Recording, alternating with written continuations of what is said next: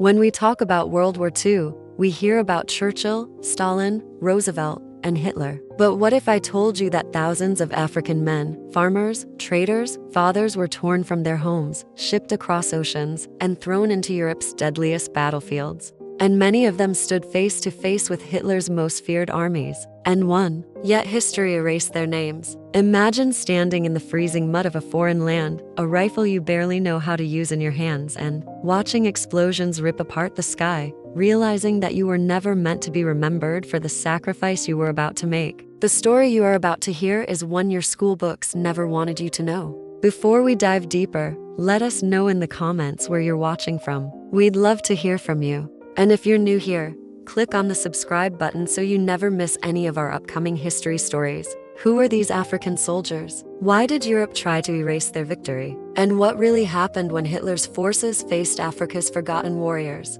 These questions matter, because without their courage, the world might look very different today. To uncover this truth, let's go back to the villages, the deserts, and the jungles of Africa, where this story begins. In the 1930s and 40s, colonial Africa was under the control of European empires. Men lived simple lives as farmers, fishermen, and traders. Many had never left their villages. One of them was Joseph, a 23-year-old farmer from Nigeria. He worked under the blazing sun, tending his father's land, believing his life would never stretch beyond the soil he walked on. But in 1942, everything changed. Colonial recruiters stormed villages demanding soldiers. Men were told they had no choice. Some were lured with false promises of pay and glory. Others were forced at gunpoint. Joseph was one of them. His mother wept as he boarded a truck that would take him to the coast. His father tried to stand tall, but his hands shook as he handed Joseph a small cloth pouch of dried food, knowing it might be the last gift he would ever give his son. Joseph didn't understand why he was leaving, only that he was going to fight in a war he never started.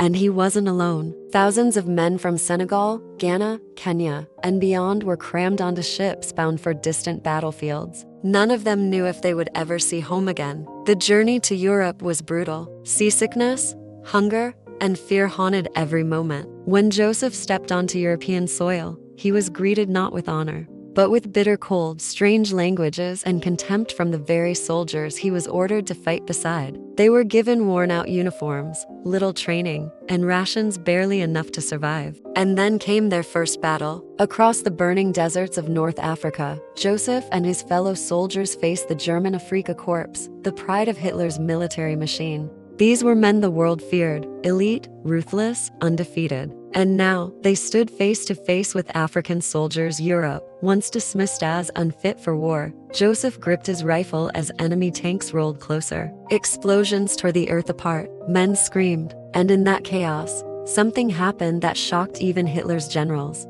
The African soldiers held the line. They fought with a ferocity born not of loyalty to Europe, but of survival. They pushed back the forces everyone thought could never be stopped. The same Joseph who once tilled the fields of his village now stared down German officers and won. If you're still here, type respect to the forgotten soldiers in the comments. Let's honor them together.